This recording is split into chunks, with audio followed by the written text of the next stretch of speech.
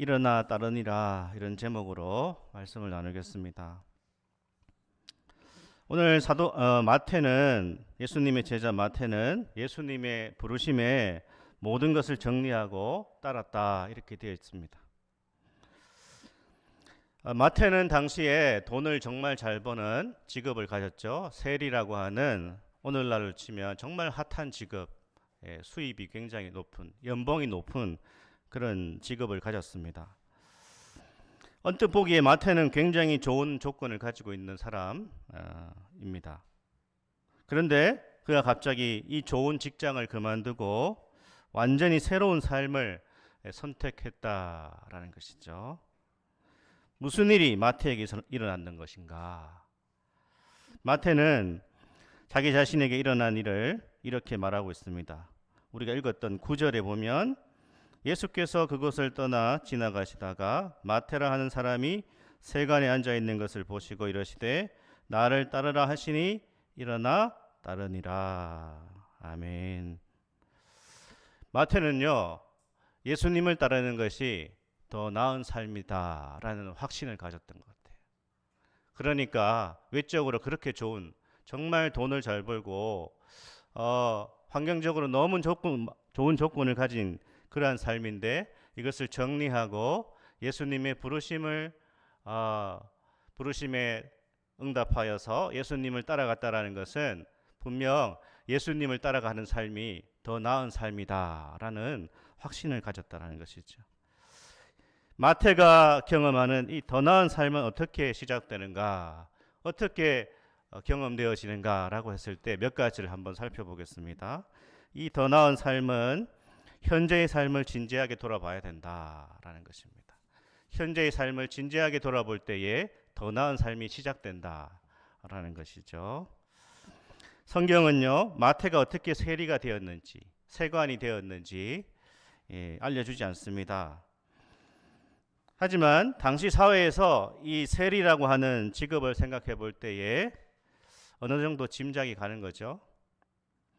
마태는 오늘날도 그렇지만 당시 사회에서 돈이면 다 된다라는 생각에 물들어 있던 그런 유대 청년이었습니다. 마태는 분명히 이렇게 생각했겠죠. 돈만 있으면 지금보다 더 나은 삶을 대접받고 멋지게 살 수 있을 거다. 그렇게 생각했을 겁니다. 마태는 어떻게 하면 돈을 더 빨리, 더 많이 벌 수 있는지 생각했습니다. 로마 제국이 지배하는 사회에서 가장 돈을 잘 벌 수 있는 유대인은 바로 세관이 되는 것이죠. 그래서 마태는 세리가 되기를 원했습니다. 당시 세리들은요, 유대 백성들에게 과도하게 세금을 징수했습니다.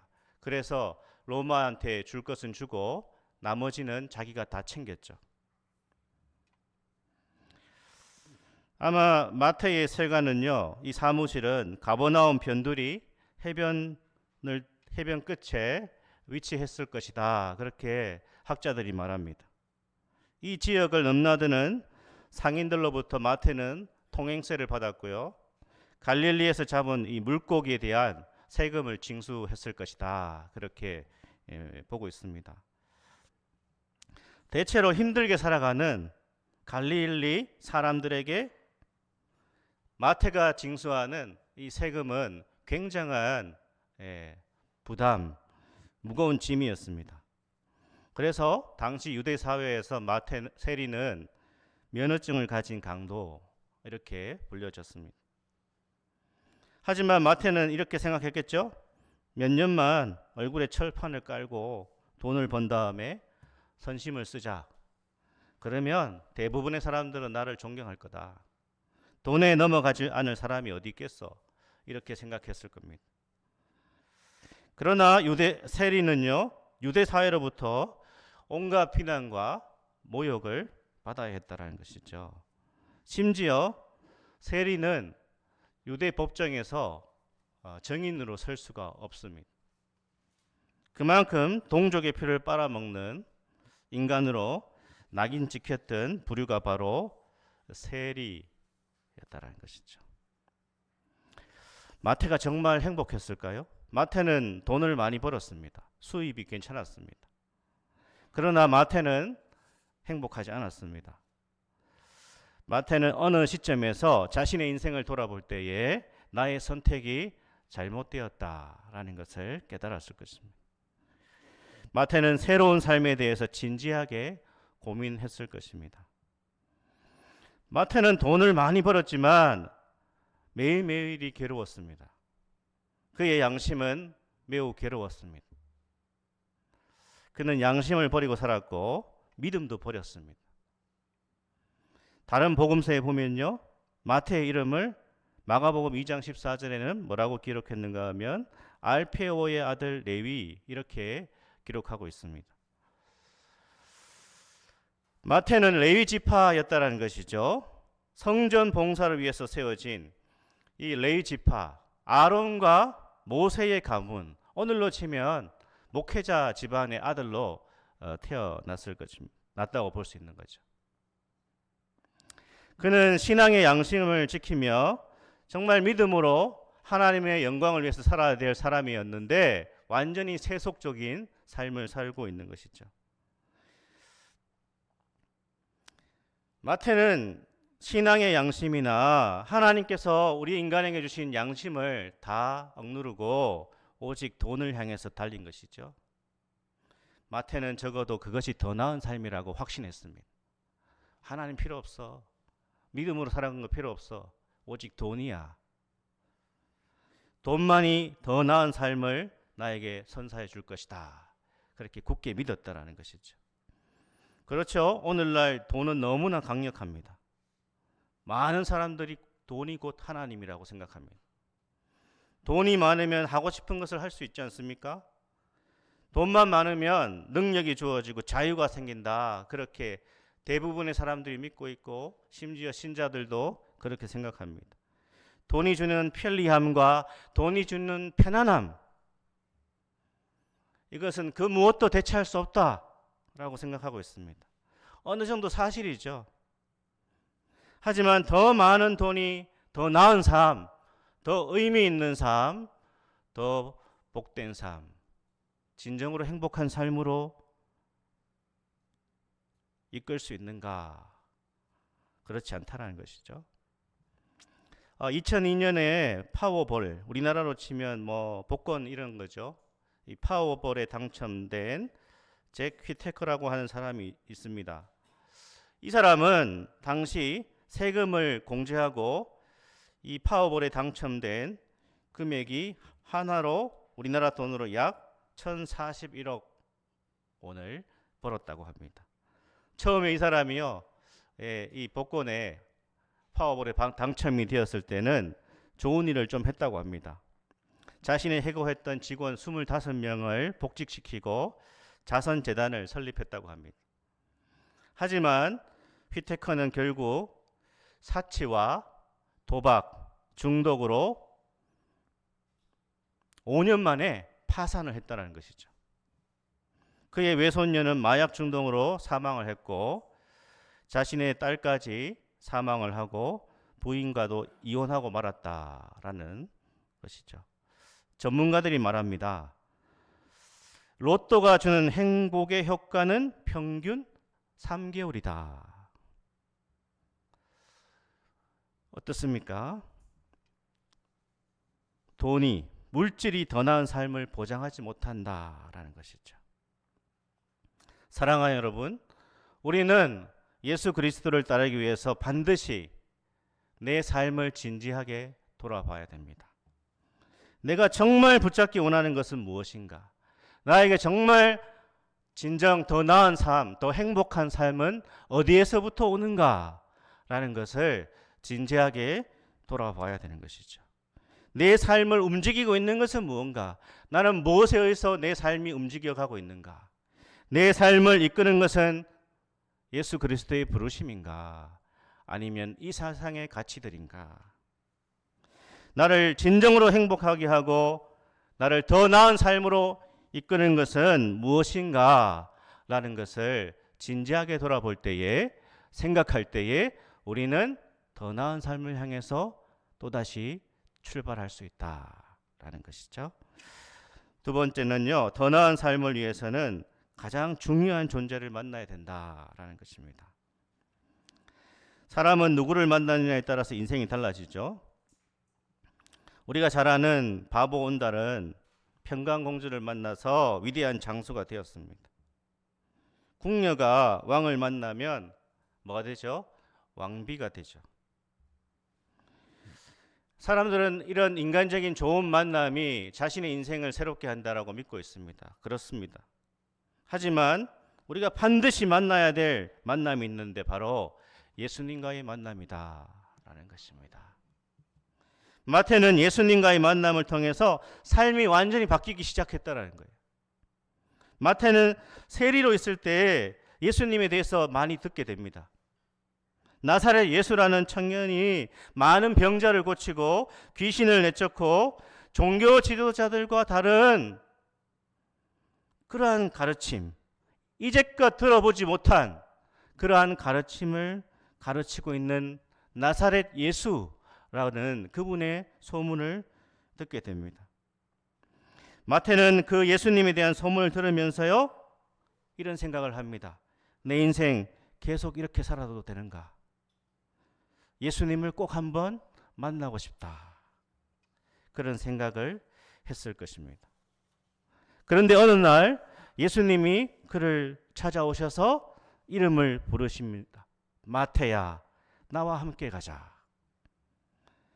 그 순간 마태는 즉시 결단하죠. 맞아, 이제 이 세리의 삶을 끝내고 예수님과 함께 더 나은 삶을 살고 싶어. 더 의미 있는 삶을 살고 싶어. 정말 행복한 삶, 가치 있는 삶을 살고 싶어. 그는 예수님을 만나고 예수님을 선택합니다. 마태의 선택은 결코 쉽지 않았겠죠? 그는 매우 어려운 결정을 한 것입니다. 마태가 예수님을 쫓아가는 순간 세리라고 하는 이 세상적으로 너무나 좋은 직업을 버려야 됩니다. 그동안 상당한 수입원이었던 이 일을 내려놓아야 하는 것이죠. 어부는요, 다시 어부가 될 수 있지만 세리는 다시 세리가 되는 것이 거의 불가능합니다. 하지만 마태는 예수님을 만나고 예수님을 선택하는 것이죠. 사랑하는 여러분, 우리는 예수님을 얼마나 알고 있습니까? 예수님을 그냥 세계 4대 성인 정도로 알고 있지는 않습니까? 예수라는 존재가 2000년 전에 십자가에 죽고 부활했다는 이야기를 나도 알고 있다. 그것은 예수님을 제대로 아는 것이 아닙니다. 그것은 예수님을 만난 것이 아닙니다. 성경은 예수님을 만난 것을 요한복음 1장 12절 말씀하고 있죠. 우리 같이 한번 읽겠습니다. 영접하는 자, 곧 그 이름을 믿는 자들에게는 하나님의 자녀가 되는 권세를 주셨으니. 아멘. 예수님을 만나는 것은 예수님을 영접하는 것이죠. 자신의 삶을 온전히 예수님에 의탁하고 그분을 따라가는 것이 예수님을 만나는 것이고 예수님을 영접하는 것입니다. 그러면 하나님의 자녀가 되는 권세로 나아가게 되고 놀라운 관계가 이루어지는 것이죠. 예수라는 이름은 구원이라는 의미인데요. 구원은 죽어서 가는 천국만을 뜻하는 것이 아닙니다. 지금 나에게 매여 있는 모든 삶에서 자유를 얻게 된다. 그것이 바로 구원입니다. 모든 것이 새롭게 되는 것이죠. 예수님을 만나면, 예수님을 믿으면, 예수님을 영접하면 나의 모든 죄가 사해지고 나의 삶에 놀라운 새로운 시작, 하늘의 그 새로운 생명의 역사가 시작되는 것입니다. 하늘의 구원이 임하는 것이죠. 예수님을 만난 마태는 변화되었습니다. 10절 말씀을 볼까요? 10절 말씀 같이 한번 읽겠습니다. 예수께서 마태의 집에서 앉아 음식을 잡수실 때에 많은 세리와 죄인들이 와서 예수와 그의 제자들과 함께 앉았더니. 아멘. 마태가 예수님을 만나 그가 변화되기 시작했다라는 것을 보여주고 있습니다. 마태는 예수님과 다른 제자들과 많은 세리 죄인들을 위해서 자기 집에서 잔치를 배설하고 있습니다. 마태는 자신이 축적한 돈을 이제 베풀기 시작하는 것입니다. 마태가 가진 가치관에 엄청난 변화가 시작된 것이죠. 예수님과의 만남은 우리의 삶의 변화, 우리 인생의 가치, 인생관 모든 것을 바꾸기 시작하는 것이죠. 삶의 방식은요, 가치관에 의해서 결정되지 않습니까? 복음의 가치관은 우리를 어떤 존재로 만듭니까? 넉넉한 존재로 만듭니다. 더 많은 사람을 사랑하게 되고, 더 많은 사람을 위해 헌신하게 되고, 더 많은 사람에게 사랑을 베풀 수 있는 그러한 존재로 우리 인생의 모든 가치관을 변화시킨다는 것입니다. 더 많은 사람과 함께 할 수 있는 사람으로 우리를 변화시키는 것이죠. 놀라운 것은요, 이 만남이 어떻게 이루어졌는가? 이 만남은 마태가 예수님을 찾은 것이 아니라 예수님이 마태를 찾아오셨다는 것입니다. 우리 9절 말씀을 다시 한번 읽어볼까요? 9절 말씀. 예수께서 그곳을 떠나 지나가시다가 마태라 하는 사람이 세간에 앉아 있는 것을 보시고 이르시되 나를 따르라 하시니 일어나 따르니라. 아멘. 예수님이 먼저 마태를 보고 계셨고, 마태를 찾아오셨고, 마태를 만나 주신 것입니다. 이것이 은혜인 것이죠. 예수님의 관심은 마태의 직업에 있지 않았습니다. 예수님의 관심은 마태의 윤리와 마태의 도덕성에 있지 않았습니다. 예수님의 관심은 마태의 영혼에 있었습니다. 하나님을 떠난 마태, 하나님을 알지 못하고 하나님을 위해 살아가지 않는 그 깨어진 영혼, 인간 마태에게 예수님의 관심이 있었던 것이죠. 영혼이 병든 자에게 영원한 의사가 필요한 것입니다. 예수님이 그를 찾아오신 것입니다. 그를 치료하고 그를 고치고 그를 회복시켜 하나님의 자녀로 새롭게 하기 위해서 예수님께서 마태를 찾아오신 것이죠. 하나님께로 돌아와야 할 인생 마태, 그를 위해서 주님이 친히 마태를 찾아오신 것이죠. 사랑하는 여러분, 모든 인생은 우리 주 예수 그리스도를 만나야 하는 것입니다. 그분께 우리의 삶을 드리고 우리의 인생 전체를 맡길 때에 더 나은 삶, 정말 복된 삶이 그때부터 시작되는 줄 믿습니다. 이 삶은 예수님 안에 있습니다. 더 나은 삶을 위해서 세 번째 우리가 살펴봐야 될 것은 지금 선택해야 된다. 지금 선택해야 된다. 예수님이 마태를 찾아오셨을 때 마태는 절박했습니다. 그는 자신의 인생에 구원이 필요하다라는 것을 깊이 인식하고 있었습니다. 자신의 인생이 무언가 잘못되어 있었다라는 것을 알았다는 것이죠. 마태는 구원의 손길이 필요했다는 것입니다. 더 나은 삶을 선택할 수 있는 최고의 순간은요, 바로 지금이라는 거예요. 하나님의 은혜가 필요한 것은 5년 후, 10년 후, 나중에 애들 다 키워놓고 제가 인생을 마무리할 때 그때 필요한 것이 아니라 더 나은 삶, 정말 의미 있는 삶, 진짜 행복한 삶의 시작은 바로 지금이라는 거예요. 지금. 예수님을 인격적으로 만나 하나님 안에, 예수님 안에 있는 더 가치 있고 은혜로운 삶을 선택할 순간은요, 바로 지금이라는 거예요. 지금. 사랑하는 여러분, 우리는 우리 인생을 온전히 치료하실 수 있는 예수 그리스도의 손을, 주님이 내미신 그 손을 바로 지금 붙잡아야 되는 것입니다. 내가 병든 자라는 것을 인정해야 됩니다. 예수님 알지 못하는 인생, 예수님을 떠난 인생, 영원한 생명이신 주 예수 그리스도를 알지 못하는 인생은 아무리 물질이 많고 아무리 잘 나가도 그 인생은 소망이 없는 인생이다 라는 것을 우리가 깨달아야 되는 것입니다. 치유가 언제 시작되죠? 치유는요, 자신이 문제가 있다, 내가 병이 있다, 내가 아프다 라는 것을 인식하는 그 순간에 치유가 시작되는 것입니다. 우리 12절 13절 말씀 같이 읽겠습니다. 예수께서 들으시고 이르시되 건강한 자에게는 의사가 쓸데없고 병든 자에게라야 쓸데있느니라. 너희는 가서 내가 긍휼을 원하고 제사를 원하지 아니하노라 하신 뜻이 무엇인지 배우라. 나는 의인을 부르러 온 것이 아니요 죄인을 부르러 왔노라 하시니라. 아멘. 내가 병든 자라는 것을, 하나님을 떠난 인생은 병든 인생이라는 것을 인정해야 된다는 것입니다. 존 뉴턴이라고 하는 유명한 목사님이 계시죠. 과거에 아주 악한 노예 무역 상인이었습니다. 하지만 뉴턴 목사는 자신이 탄 노예를 팔아먹고 그 수익으로 부자가 된 사람이죠.